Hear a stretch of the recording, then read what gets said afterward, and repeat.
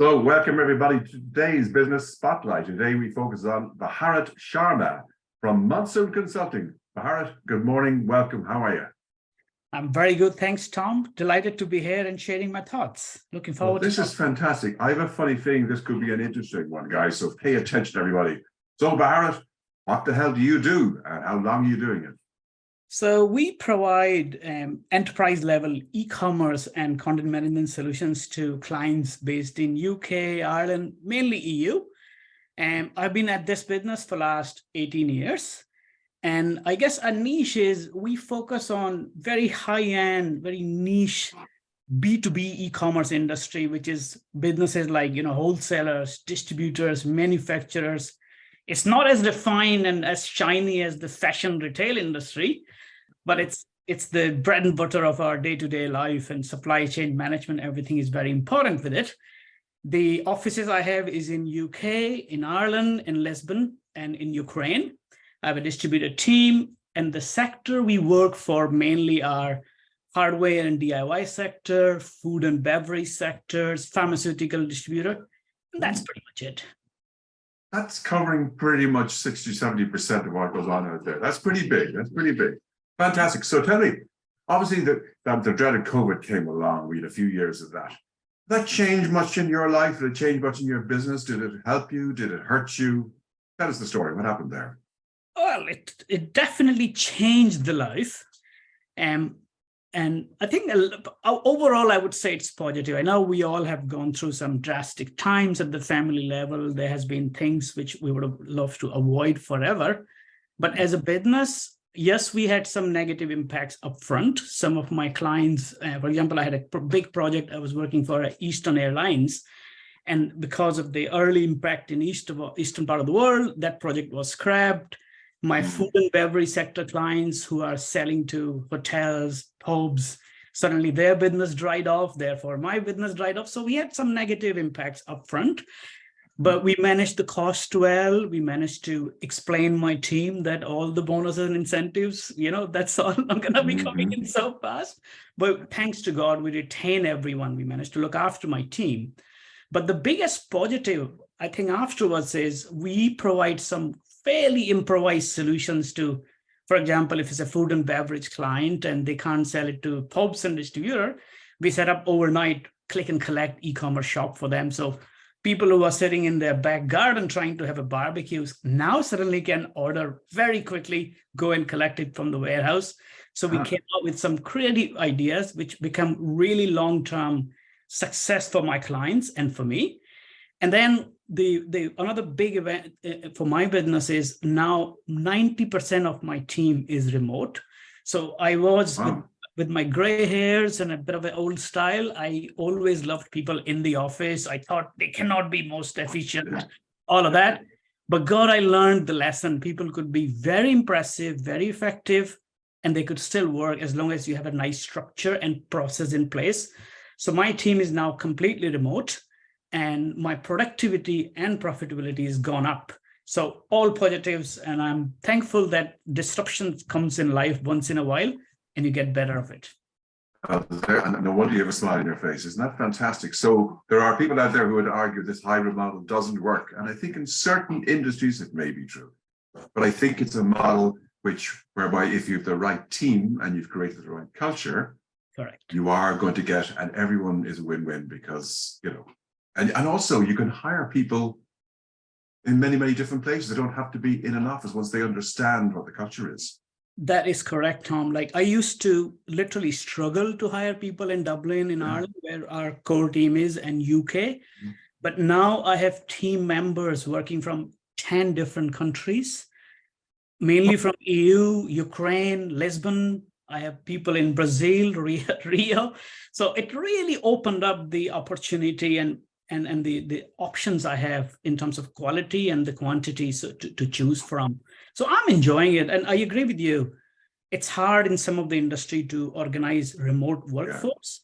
But in IT, where people are used to of the tools and techniques anyway, but then what you do is you don't have to be 100% remote. Like if we take young people, for example, intern or graduates, they need more feel of the office. So, we organize kind of a hybrid environment for them. But the team bonding point of view, we make sure that you are meeting once a week or once a quarter, having a nice social event. You are, getting to know your team well. So those social interactions and human touch are still very important, but you don't have to do it every day for 8 hours a day. And that's the beauty of, it could save it. You could have a nice balance. Yeah. And presumably your teams then would be put into different groups and they'd work together and collaborate together during the day on different cases, different options, different jobs, different projects that you're working on. That is correct. So my team will be divided as a cross-functional expert, like a little teams. So even Monsoon, we have 4 different teams, and each team will have a project manager, a designer, a quality tester, a front-end developer. So they are cross-functional people. A lot of time, they all are distributed in different part of the world, but every morning they will say hello to each other. What we're going to do today? Fantastic. Looking at. Yeah. It works, Tom, honestly. Oh, by the way, and I was looking at your website there, monsooncconsulting.com. And guys, you want to see the team in here. It's kind of big. There's a big team here. So over 40 people, over 40? About 45 people, Tom. And 45 people, fantastic. And the most talented and the nicest people to work with. I'm absolutely loving, we are quite privileged to have a team of such talent and nice people together. It's very positive. Fantastic. But it sounds like you work very hard in getting the culture right. So tell me about Harlan. What is the biggest learning that you have got since you became a business owner? Well, when you start a business, Tom, entrepreneurs are forever optimistic people. You think you're going to change the bloody world and everyone is out there looking to pay you money and give you work. But I'll tell you whatever you have in your head and whatever you plan, business is a constant changing, ever evolving situations. And a lot of time those changes are beyond your control. So as a leader, as a business person, you need to be open to adapt for yourself, to adapt changes, take change as a challenge and a fun for you, and be improvising person. So you need to consistently be changing, adapting for whatever that's coming at you. But at the same time, if you lose yourself into those day-to-day and changes, and if you don't have a long strategic guidance, that direction you want to go, the niche you are going to create, you're going to be lost into that. So you need to have a long-term strategic vision and stay focused on that and keep refining it. But at the same time, day-to-day, tactically, you need to continuously adapt and change and keep that fine balance. That's the only way you could survive and thrive as a business, in my opinion. And the other great advice. Yeah. Thanks, Tom. The only other thing I would say is we are, as a business, we don't have unlimited resources and unlimited time. We have family life, we have limited money, limited budget, limited number of resources. What I would recommend everyone is to make sure that you stay on your niche. Don't try to do too many things. Don't try to become expert in everything. Just niche, refine and hone your core and keep refining it. Do really, really good at one thing instead of trying to do 10 things. Yeah. And that way you will save your time, energy, focus, and you will have a recognition of being expert into that sector, that specific niche. And that's easy to sell rather than trying to do everything. Very, very clear. I have to say, maybe you should be a coach. I think it's very, very clear what you put across there. That's fantastic. So tell me, in your industry then, what does a future look like with all the issues that's going on around the world? There's always something going on. It's not COVID, it's something else. We've now got the Ukraine, we've got different things going on, gas prices, energy prices. But what does the future look like to you? And let's talk about the immediate 5 to 10 year period. I think in my industry, it's very exciting and very positive outlook. What happened is, look, I totally agree with you. There is a lot of dooms and glooms talks about inflations and highs, and Brexit has caused logistic problems and war is going on. So yes, people are nervous. Cash liquidity isn't as easily available. Clients are not so willing to throw the money and invest and in the new projects. So there is a bit of a concern about immediate future. But what happened is, since COVID, people realize, especially industry I am in, I'm helping more traditional businesses, big, large wholesalers for food and distributors and manufacturers. these people have traditionally been relying on their sales. They've been relying on agents and sending printed catalogs. They're behind the curve on digital. During the COVID, they learned that's not sustainable. They need to be independent of human-centric sales. So they all are looking at viable digital channel. Hence, the floodgate opens for these industry. They all are trying to digitize, go digital transformation route. Therefore, it's bringing a huge opportunity for my business. I'm very excited, and I see consistent uptake inquiries from these sectors. The other challenge is obviously resources. It's a ever-ending challenge to find really skilled people who are culturally fit for you. We are very choosy about who do we hire. And then once you have the skills, thanks to the challenges coming around AI and ever-evolving technology, we need to stay tuned. So keep educating ourselves all the time, keep training resources. And that takes time and cost and destruction from your billable hours. So it's a fine balance, Tom. But yeah, overall, very positive and excited about the future. I've no problem. Yeah, and I think that's a very good point you make about looking at the future and also staying focused on what you do best, finding your niche, but also creating that culture, which I'm sensing that's very strong in your business, but also being open to change. Change is all around us all the time, and most of us, if we're honest, would say, "What did I change today?" Nothing. True. Why? Because, well, we did that last week and it worked within a week before. Guys, did you improve with anything? And I love the saying by Stephen Barrett. I attended one of his things there recently over in the UK.